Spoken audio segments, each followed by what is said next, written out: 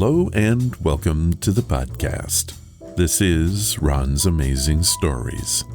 We have stories that should thrill you a little and chill you a little. It's amazing. You will hear adventures sent in by you guys, classic stories from the pulp mags, and episodes from the golden age of radio. We have special segments like Ghost Stories with Sylvia. That's amazing. And the Paranormal with Jason. I think we're going to have a lot of fun. So settle in for the next hour and enjoy the show. Oh, and you just might want to prepare yourself to be taken away from today. Another 5-minute mystery.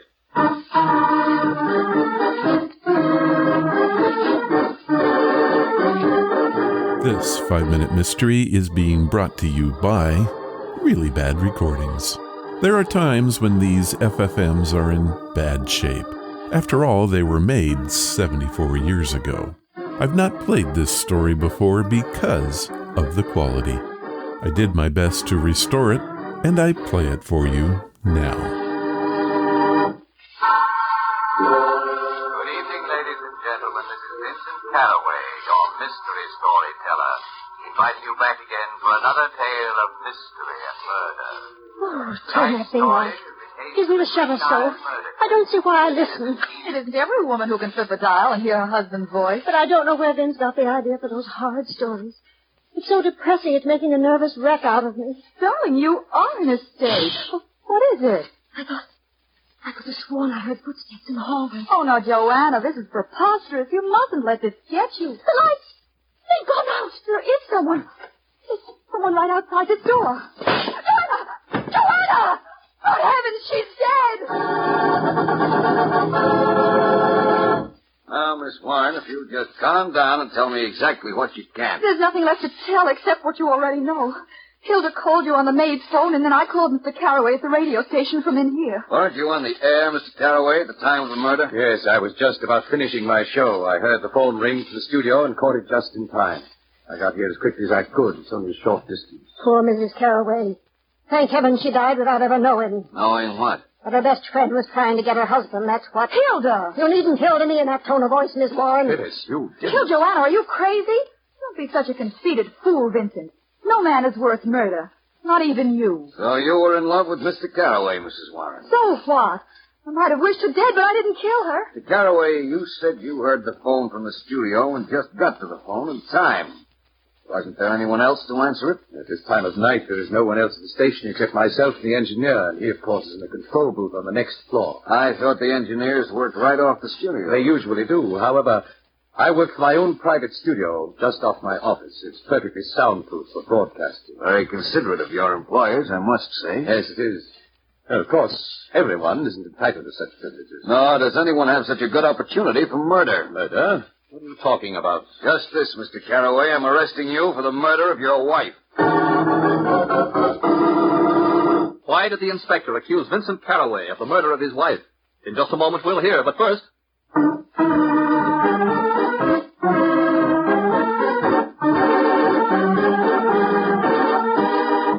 Okay, this one's a mystery. The story is solid and well presented. The premise is that our man killed his wife, but if he was a mile away in his studio, how did he do it? Well, the only answer would be is that he was somehow in both places. A real pickle for our detective, but he seems to have figured it out. Did you catch the clue? Does it ring in your ear? Oh, those sounds of silence. Let's go hear what our police detective has figured out. And now, back to our story. I was broadcasting over the air a mile away when my wife was shot. Thousands who heard my show can testify to that. Yes, thousands can testify they heard the voice of Vincent Caraway, but not the man. Because at the exact time you were lulling thousands to sleep by means of a record you'd made earlier, you raced to this house, stole in on your unsuspecting wife, shot her, and raced back to the studio in time to remove the record when it reached its end. Not even the engineer could see that it wasn't you before the microphone. You claimed to have heard the phone ring while you were still in the studio. But studios are entirely soundproof, Mr. Carraway. You couldn't possibly have heard that phone ringing in the next office.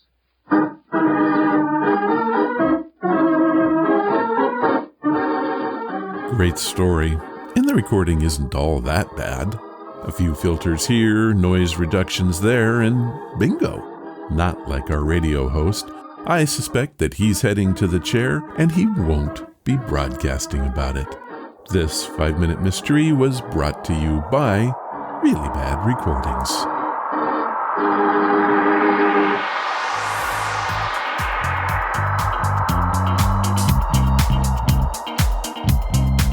What's that you say? Welcome to the podcast. On the program today, we have so much good stuff. I'll be the judge of that. And it's only right that you should do so. We begin with a listener tale from 2001 about a night hike into the Redwoods of California. Spooky. I should say so. Then Sylvia Shults returns with ghost stories about timeslips. You will hear a tale about a phantom fistfight and a window that only displays scenes from the past. Well, that can't be right. I know, but it's documented. But before we get to any of that, we have a special Audible segment that is both historical and current.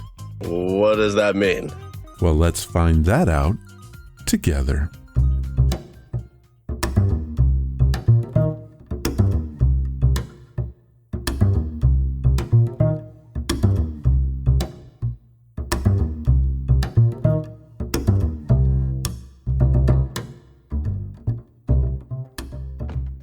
Today's podcast is brought to you by Audible.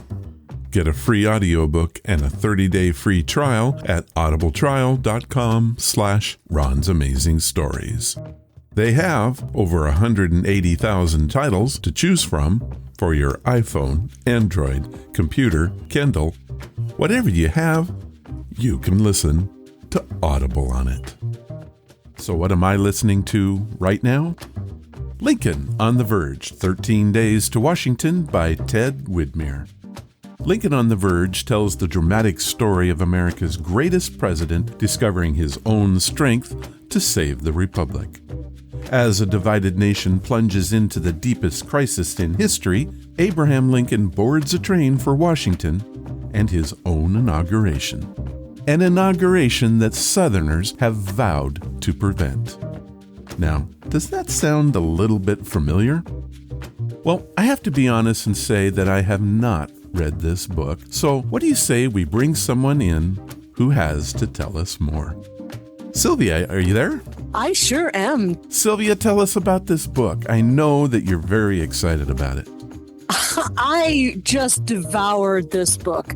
This book is the most wonderful thing. It's a nonfiction book that reads with the excitement and passion of a novel, and I love that kind of book.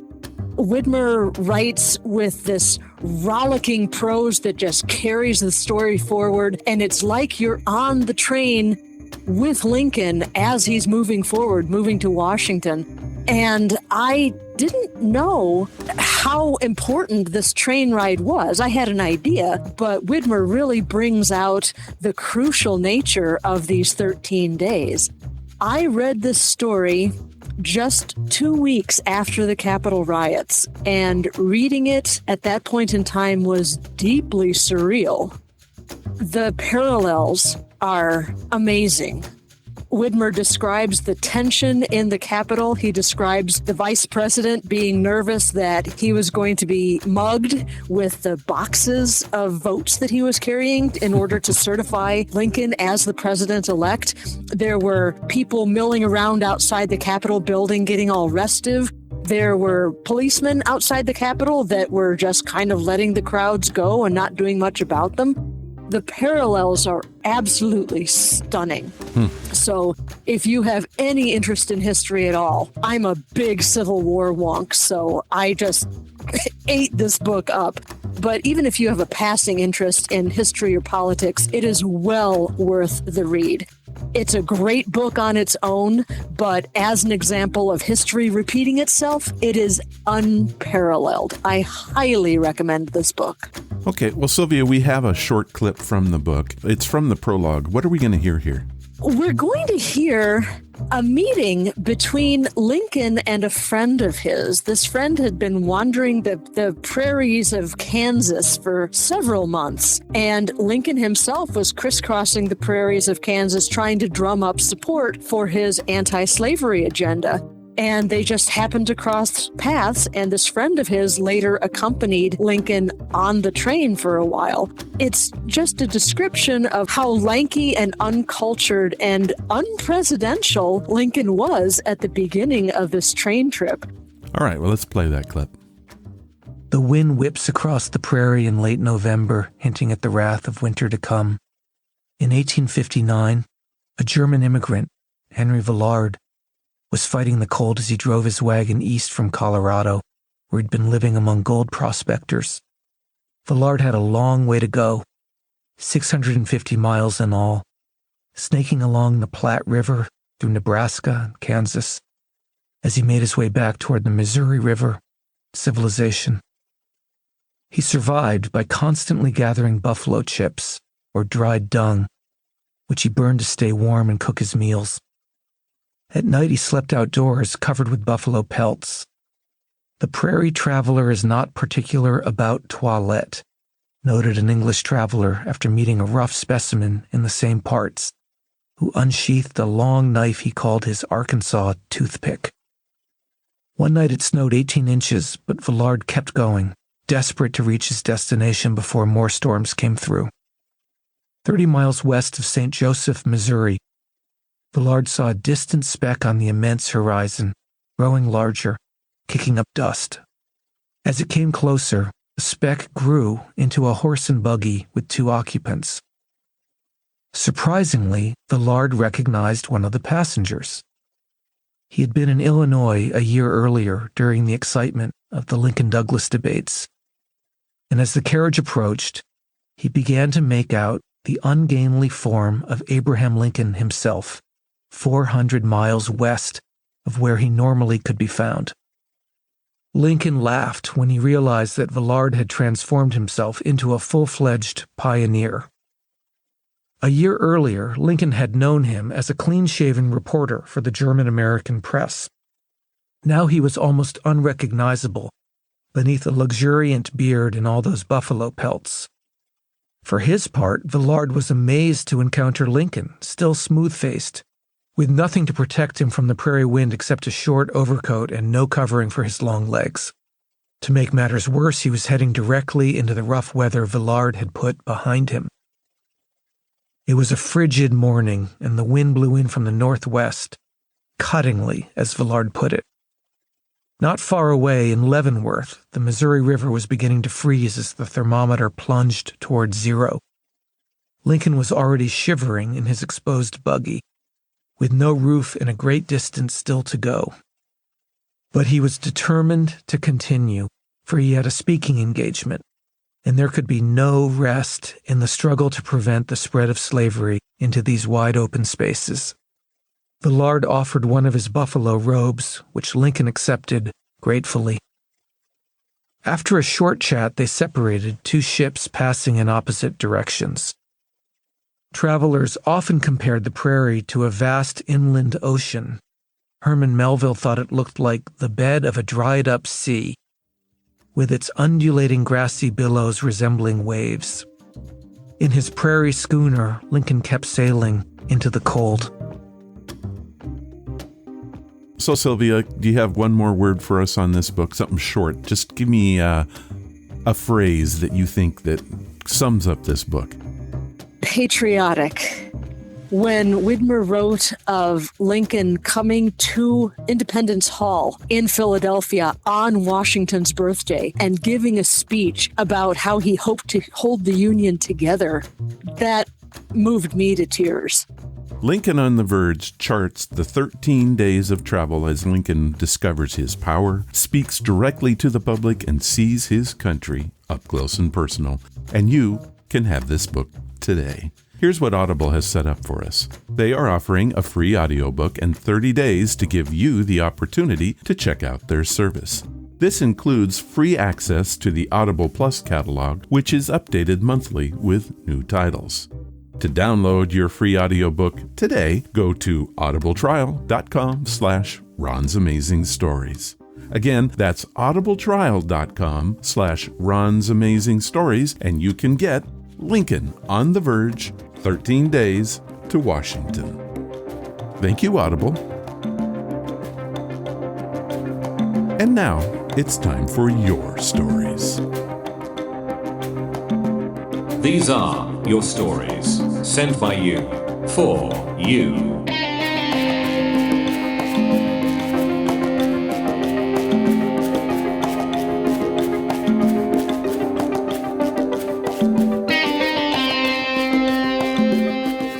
Our story for this week comes from McKinleyville, California. Parker Oscar Mendoza is a longtime listener to the show and sent in this story that defies any explanation. Heck, I don't even think I would even try.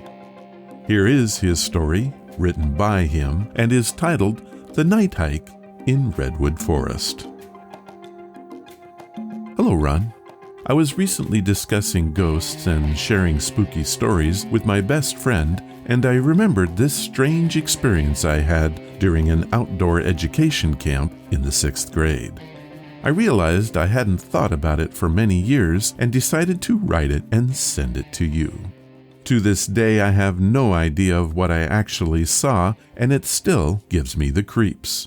My best friend had also been there at the time, but I'd been too afraid to ever talk to her about what I saw, in case I was just crazy.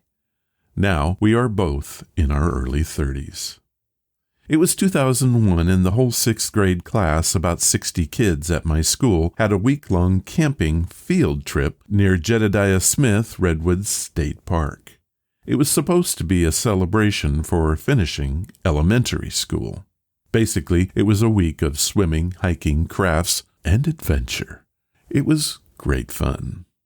On one of the last nights we were there, the camp aides took us on a night hike into the forest. There were about 5 to 10 camp counselors/teachers with flashlights, and the students got little glow sticks to hold. We first gathered in a large soccer field to get directions and organize our group. It was very dark, and we could see all of the stars in the sky. We were surrounded by a thick, dense forest. As I marveled at nature around me, I saw something white flittering about in my peripheral vision. I turned to see a rapidly shifting white entity. It seemed like it was glitching, the way it sort of was blinking in and out of existence. It was almost pitch black outside, yet the figure seemed to be internally lit with sparks of energy. Thinking it was my eyes adjusting to the dark, I rubbed them and blinked. I looked straight at it, expecting it to disappear, but it didn't. It actually seemed to become aware of me looking at it. As it moved back into the trees, I continued to watch it. I looked away, but I could still see it in the corner of my eye and noticed that it was coming closer again. It emerged from the perimeter of the forest. At first, it looked like a humanoid diaphanous figure. Then it morphed into a wolf-like creature walking on all fours. There was a good distance between me and this spirit, but I was scared and I felt sick to my stomach. I thought I was going crazy or something was wrong with my eyes. At the time, I didn't believe in ghosts. Up until then, I always felt that there was a logical explanation to everything, even at 12 years old. We finally began our hike. My best friend was right next to her, but I told her nothing of this creepy, shifting, transparent creature thing in the forest. I thought of her not being able to see it, or thinking that I was crazy was too much of a risk. To my relief, we turned away from the side of the forest where the thing was and started to enter on the opposite side of the soccer field. The trail was very steep. We hiked in a long single-file line with camp aides at the front, middle, and back of our group. I was somewhere in the middle. After 15 minutes of hiking or so, I remember feeling a prickling sensation down my spine and my stomach churned. I glanced behind me, and that's when I see the forest thing at the very back of the line following us, or me. It was much closer than before and had a distinctly humanoid form, although its edges seemed blurry and was still in constant flux. It had no face, and if I stared at it directly, it would fade somewhat, but not disappear. And like before, when I looked at it peripherally, it became much more solid in form. I was scared, but I still said nothing to anyone. I decided that my eyes were still tricking me. Once we got to our destination, it was time to turn around again. I saw the figure still hanging around at the end of the line. The front of the line doubled back, and to my horror, I realized I would be forced to pass by this white figure. As soon as I got within 20 feet, it dissipated like steam or smoke right in front of me. I never saw it again. I didn't sleep that night in the open-air cabin, and I was very relieved that we were going home the next day. That was 20 years ago. I still not told anyone about it except my wife.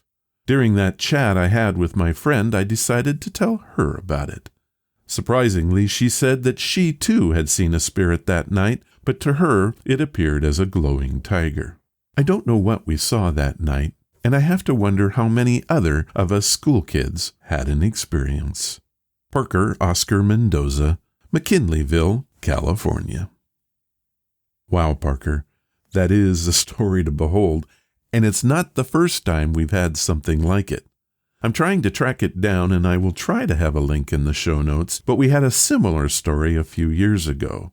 Funny thing is that too happened in the Redwood forests of California. The Yurok tribe of Northern California has lived among the coastal redwoods for thousands of years.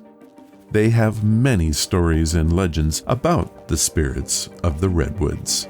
Some of these are eerily similar to your story. How about that?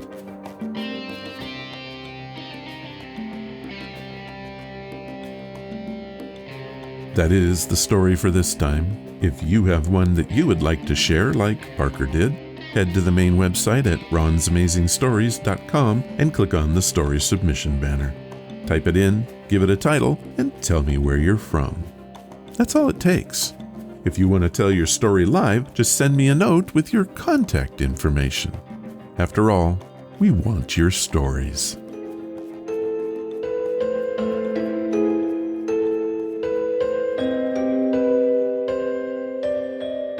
We all love a good story, but what we truly crave is a ghost story.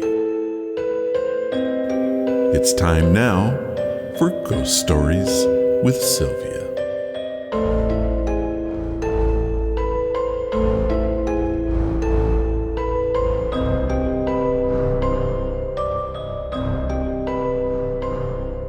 Sylvia Shults is a librarian and author by day, but at night, she becomes a ghost hunter. Following a lifetime spent in the pursuit of the weird and the strange, her non-fiction works include Ghost of the Illinois River, Fractured Spirits, 44 Years in Darkness, Hunting Demons, and The Spirits of Christmas. We now cross over the veil and join Sylvia as she tells us more tales from the unknown. Are you there, Sylvia?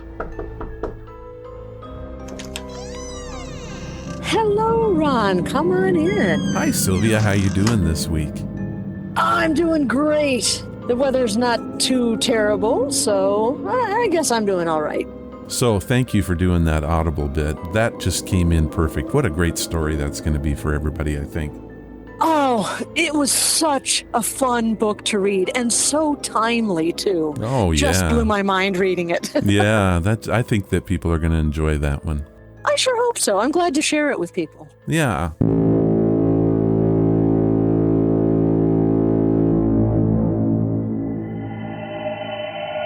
Slip back in time. I truly believe that there is something to the time slip. It was like looking into the past. All right, well, I think that was one of our better discussions. I enjoyed that immensely.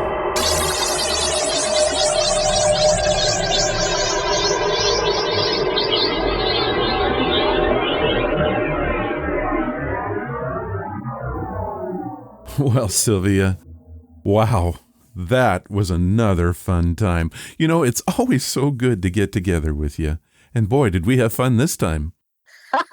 We always have fun, but yes, this was really a great visit. It was. And you know, those stories you told today were amazing. And any time there's a Model T Ford involved, count me in.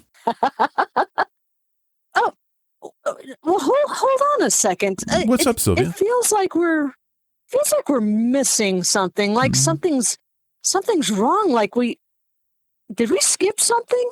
I don't think so. It seemed fine to me. We had the 2 stories. We talked about your blog, the lights out. It seemed pretty okay to me. Well, that's what we usually do. Yeah, but it just feels off to me. Are you sure everything's okay? Well, now that you mention it, something does seem off. I kind of feel a little nauseated. Yeah, and it smells weird in here too. What's going on? I know. I think we had some sort of time slip. Here, let me hit the reset button.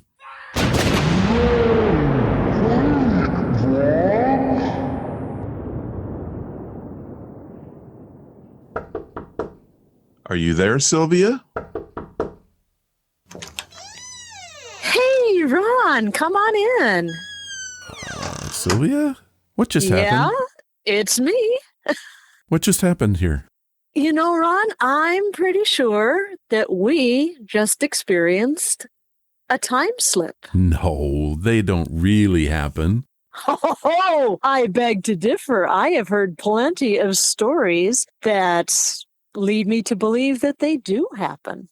So do you have any stories that, I don't know, that you could bring up that would prove your point that they do exist? And I'm actually joking with you because I have tons of stories in podcasts past about time slips. So yes, you had an absolutely amazing story in episode 436, I believe it was, about the crash of NBR 224. You and I discussed that. Yeah, we did. And, you know, it just so happens that we just did a year in review, you know, where I went back and pulled stories for the full year. That was one of the stories I pulled for the year in review.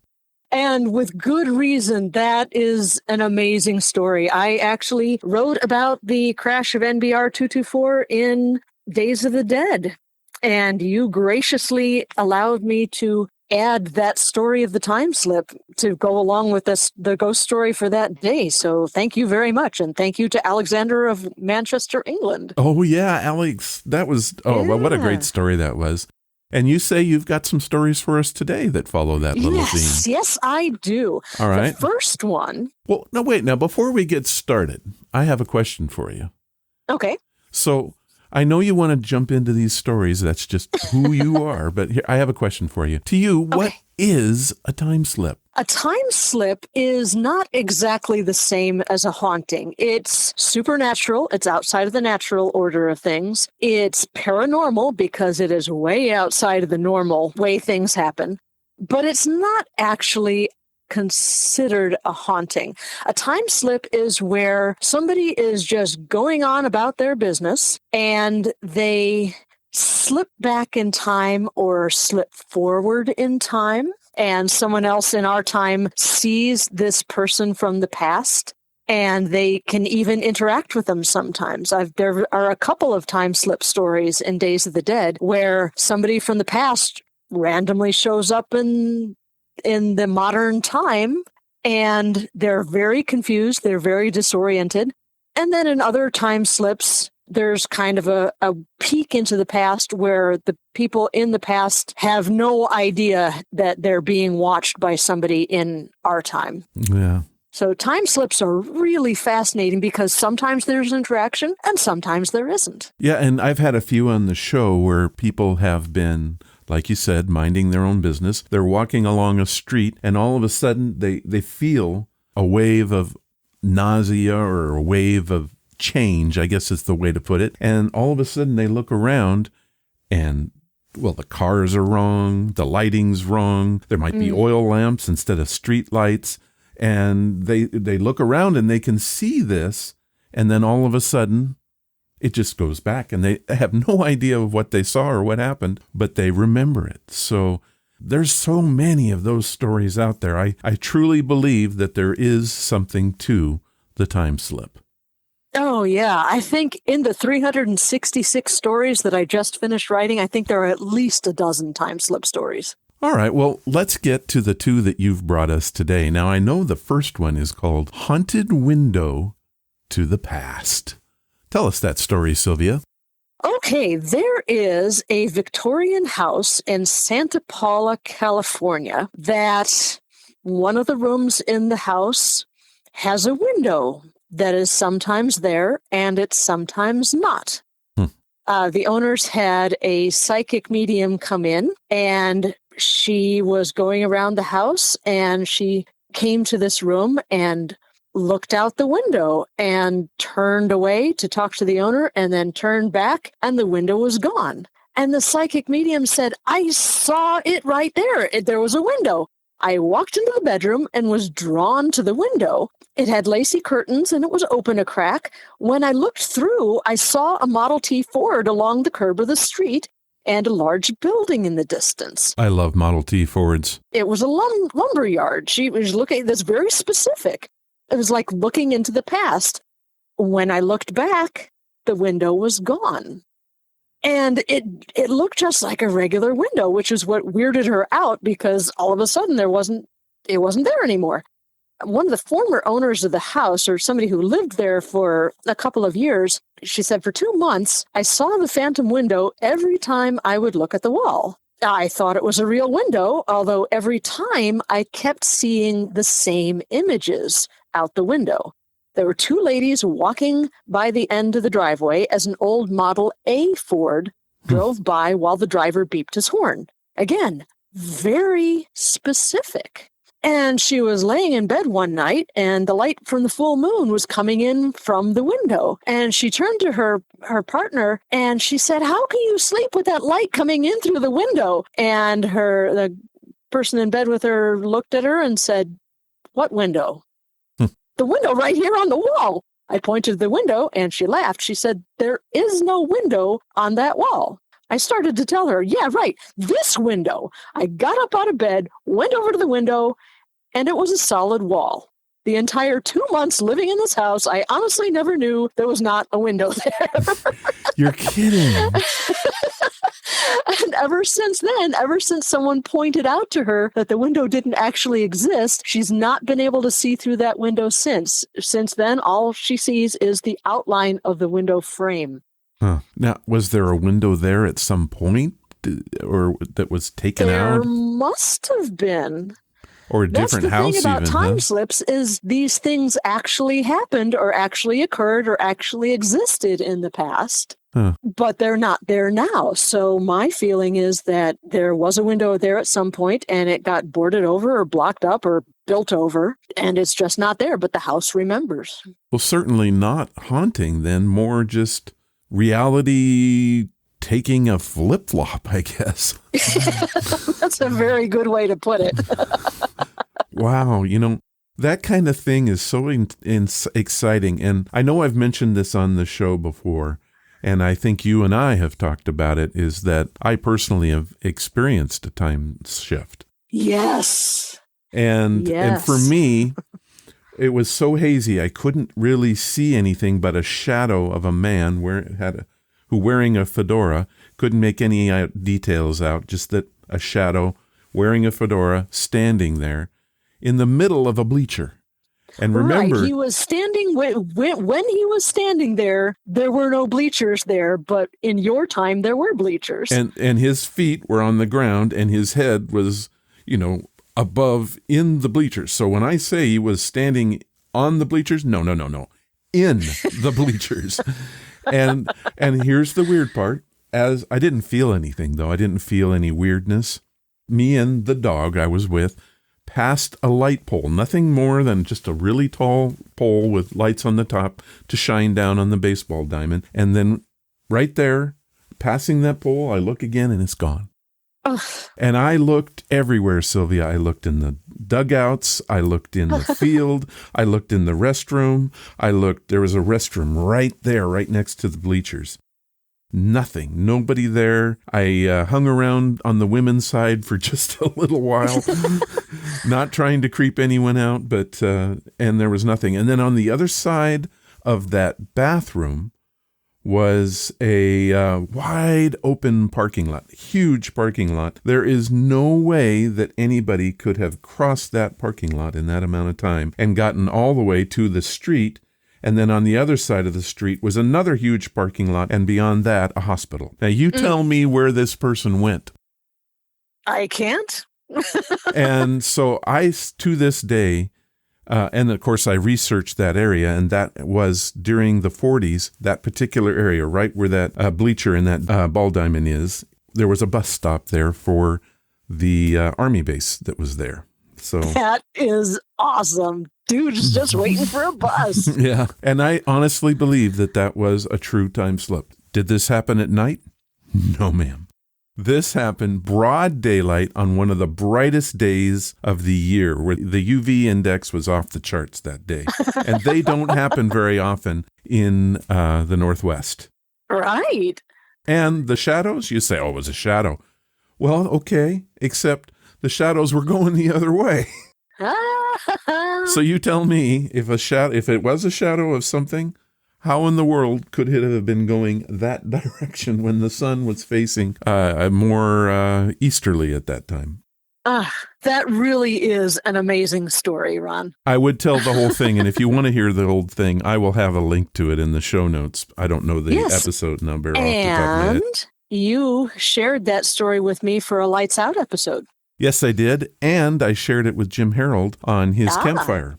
So if you guys want to hear Ron tell his entire story, which is really phenomenal, look up Jim Harold, look up Lights Out, and you can hear him. There are plenty of places you can find this story. Yeah, and it's a long story, and I don't want to tell it all here. But anyway, I really derailed us that time, and and I got to say, I apologize. But that's quite all right. But it was just a little time slip of our own. Yeah, a time slip of our own. Now, you have a second story that you have called Phantom Fistfight. Now, this one intrigues me. This is a really deeply freaky story, and it's so much fun. I'm so glad to share it with somebody. Okay, so this guy, his name is Francis Cybulski, says that over a 20-year period, he has witnessed a phantom street fight take place outside of his home 13 times. His wife has also seen it on occasion. Cybulski claims that from his front window, he has seen a 1937 Plymouth taxi cab pull up, two angry men in their 20s get out, and they start punching each other. The punching and mauling lasts about 3 minutes. Then the smaller of the two men jumps into the waiting taxi cab and speeds off. The larger man rummages for a cigarette, shakes the last one out of the pack, crumples the package, and throws it onto the sidewalk and begins to walk toward the corner. Before the taxi reaches the corner or the big man has taken more than a few steps, the tableau fades away. However, the cigarette package has existed for several minutes, sometimes even hours, after the two men in the taxi vanish. Cybulski once approached the phantom scene. I mean, this is going on for so many times, you can't just leave it alone. I would just want to be in the middle of this, because this is a true time slip. That's what I would do. Something occurring that someone else is watching. So he says when he tried once to insert himself into the proceedings, when he came within 6 or 7 feet of the fighters, his nostrils and throat suddenly became congested with a taste and smell that recalled colds he had suffered as a child. And I haven't had a cold in a long time, but I used to have them a lot when I was a kid, and I remember that icky taste in your mouth. You know you're coming down with a cold. While he was capable of moving, he had no desire to. He retreated to his porch steps, feeling very odd, and watched the scene complete itself. Crazy. So yeah, it's sometimes you find yourself right in the middle of a time slip and able to interact, and sometimes the time continuum just won't let you get involved.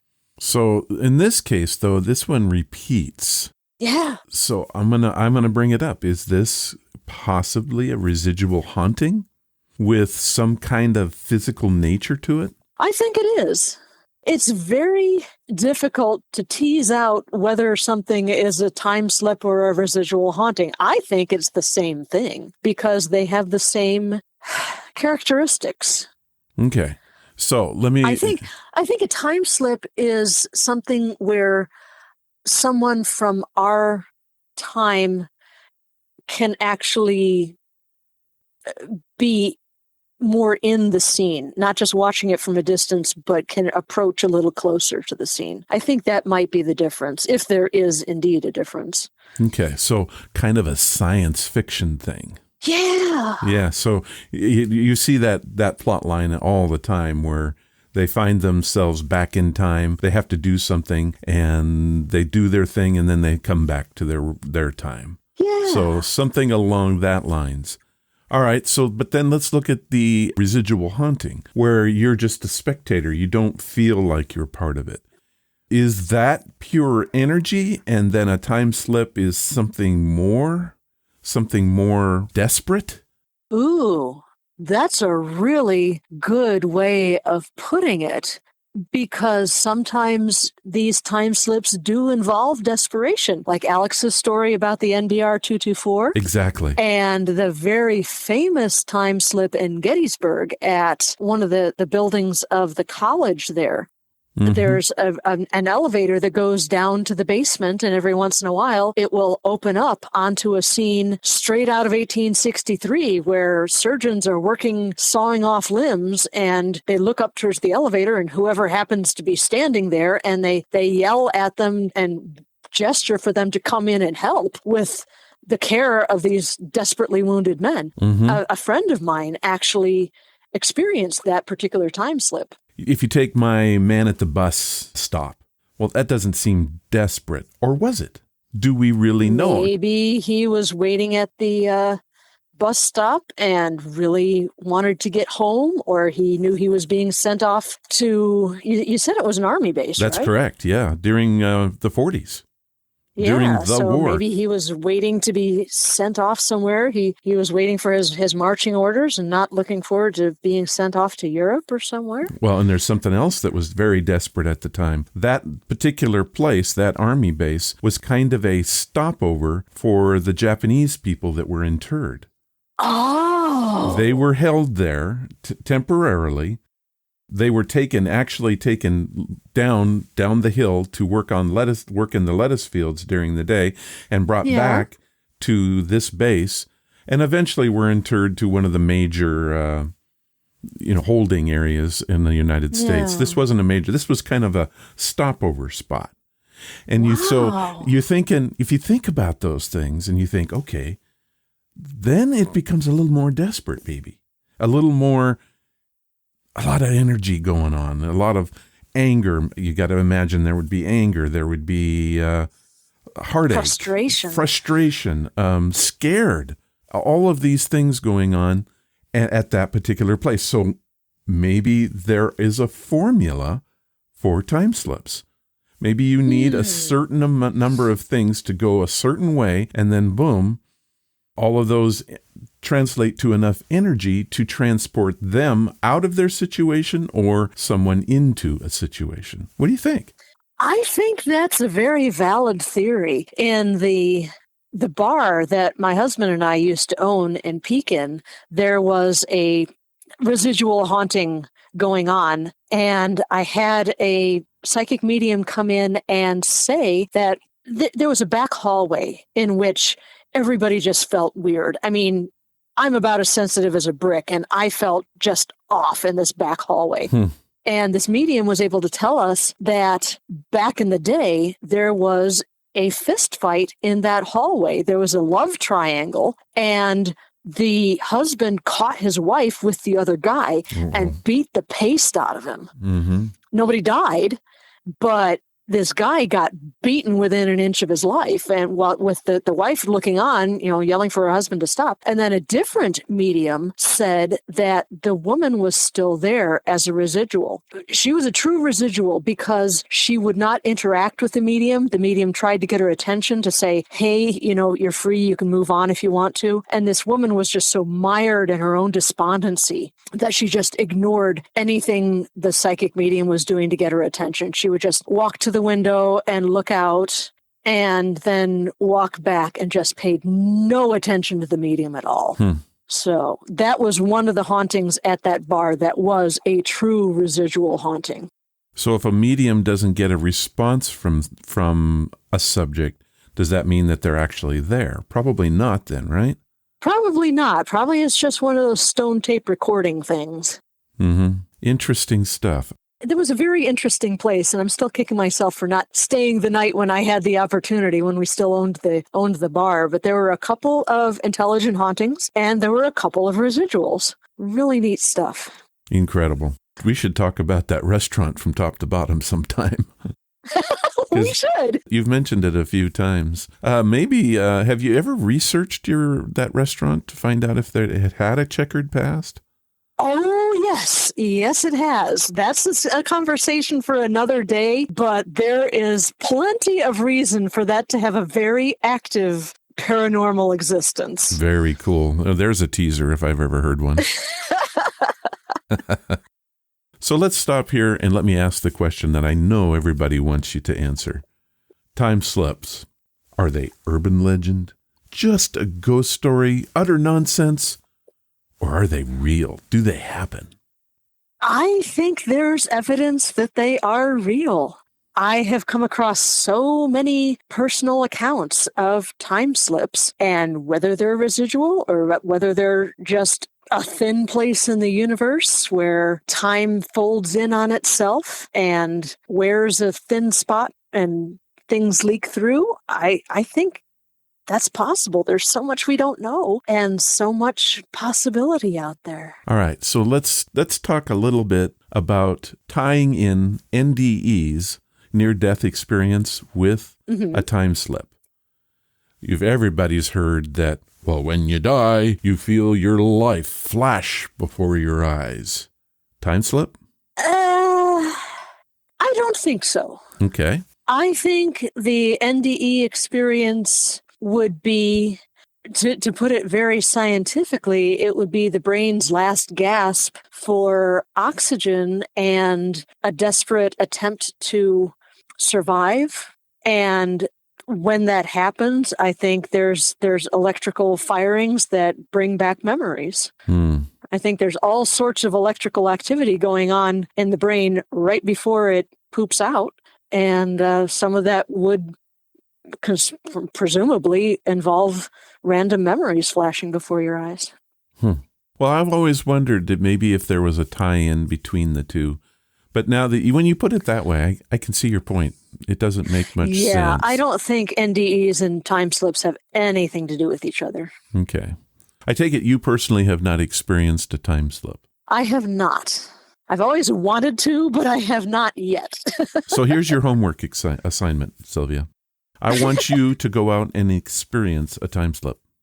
And then come back and tell us about it. If we could call them up at will like that, our job as researchers would be so much easier. Our job as historians would be so much easier. All right. Well, I think that was one of our better discussions. I enjoyed that immensely. So did I. But we have some things to talk about now, and namely, your blog. So this time, I'm going to just say, 2 skulls in a tomb? Come on now. How's that possible? Well, yes, of course. It gets a little crowded in there, but it was Joseph Haydn, Papa Haydn, when he died.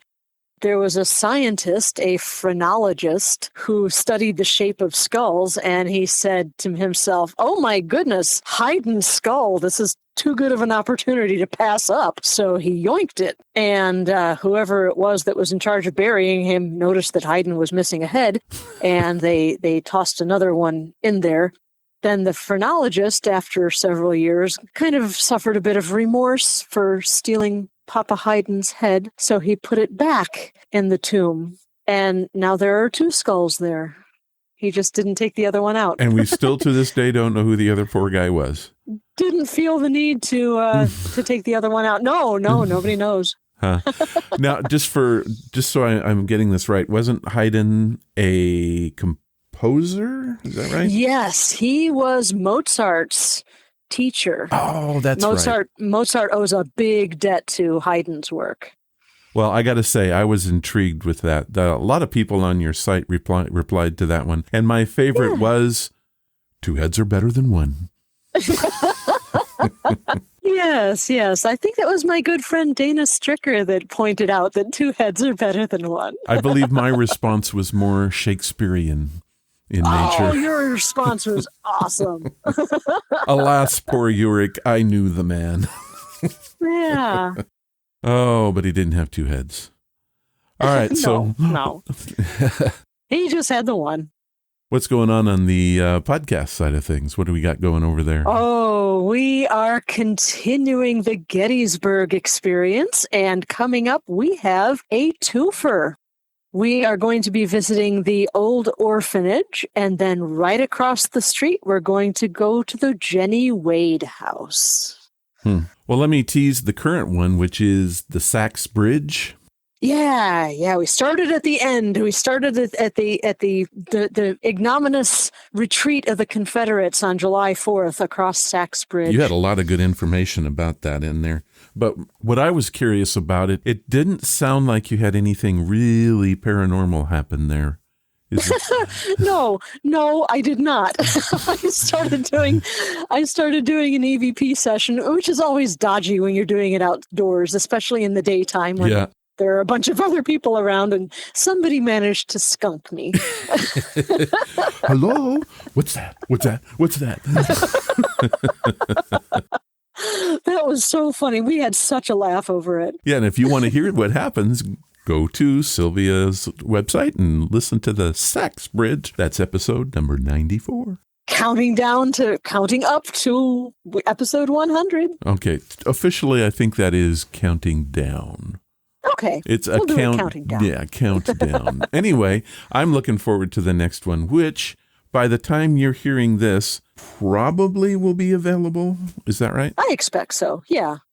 Well, anyway, so is there anything else going on that you want to tell us about in the life of Sylvia? I know for those that don't follow her on Facebook, she is very excited that the book Days of the Dead finished. Yes, I am so excited about that. I'm still pinching myself that 366 stories, I've finally seen the back of them. Yeah.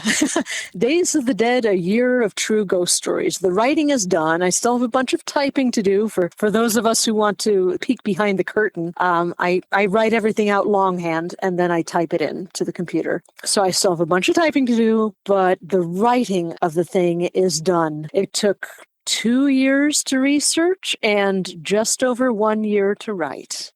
And I don't suppose you have any idea when this is going to be available at this point. I don't yet. The publisher is one of the people that I told that it was done, and he said, "Hey, wonderful," but he didn't give me any sort of expectation as to when this would be coming out. But as soon as I know, I will be crowing about it on the next Ghost Stories with Sylvia. All right. But we do not have to wait until January of 2022 to start reading it, do we? No, we do not. I'm hoping to have it out sometime in the spring of 2021. But in January 2022, there will be another calendar. Yeah, I can see mine. I look to my left there, and there it is. Aww. And I can see it from here. Oh, thank you. You betcha. Well, it is my main calendar up on the wall. It is actually my only wall calendar. if I'm being honest. Oh, my goodness. So... Well, thank you. So that's pretty cool. So we got the book. We've got Lights Out coming out. We got the blogs coming out. Anything else you want to tell us about?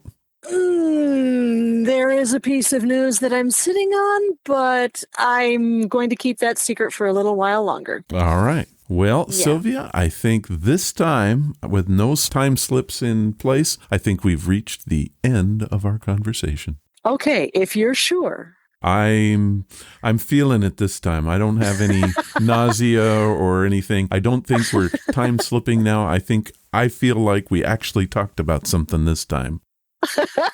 No time slips hiding around the corner, waiting for you on your way out. No, I don't think so. Knock, knock, knock. No. No more knock, knock, knocks.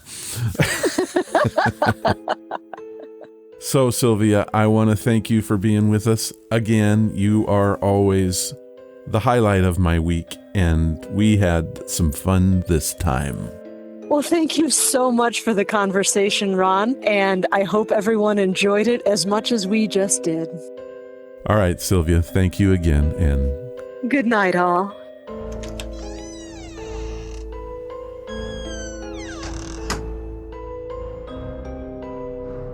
Ghost Stories with Sylvia was brought to you by Gladys Goodies. I always have a great time talking with Sylvia, and I learn all kinds of new stuff. If you want to visit her on her home turf, head to sylviashults.wordpress.com. There you will find her blog and access to the podcast Lights Out. I will have links available in the show notes. Thank you, Sylvia. Gladys Goodies treats are a 100% natural, nutrient-rich treat that pets love to eat. You can get your treats and some really cool swag for your dog and cat at GladysGoodies.com. And don't forget to use our very own promo code RONS. That's RONS. And you'll get a 20% discount on all of your purchases. That website again is GladysGoodies.com. I hope you enjoyed this edition of Ghost Stories with Sylvia. See the USA in your Chevrolet. America is asking you to call. Drive your Chevrolet through the USA. America's the greatest land of all. On a highway or a road along a levee. Performance is sweeter, nothing can beat her. Life is completer in a Chevy. So make a date today to see the USA and see it in your Chevrolet. Traveling east, traveling west, wherever you go, Chevy service is best. Southward or north, near place or far, there's a Chevrolet dealer for your Chevrolet car. So make a date today to see the USA and see it in your Chevrolet.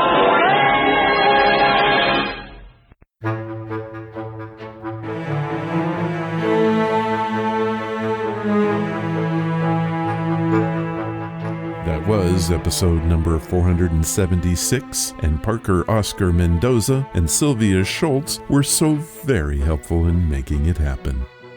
My thanks to you both. Such good stuff. If you want to follow the podcast or the blog, head to ronsamazingstories.com. There you will find any of the links I mentioned and how to contact us.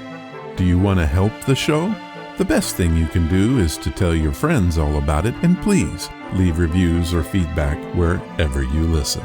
Clicking that follow or like button makes us grow. Thank you for listening, and I hope you come again to find out what are Ron's Amazing Stories.